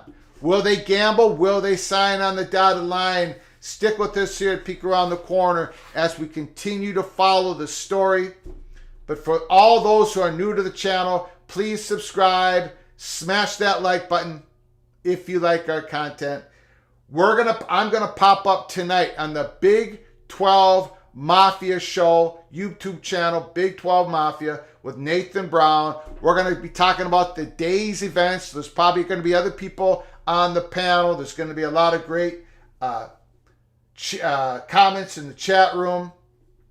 And I'm going to be able to digest everything that was said during this Pac-12 Media Days. I'm going to poke around for more information. I'll probably have some new stuff for tonight. So watch us on Big 12 Mafia with Nathan Brown on tonight's YouTube channel. I appreciate you all coming in on this morning, Friday morning, July 21st, Pac-12 Media Day, and the drama, it did not disappoint.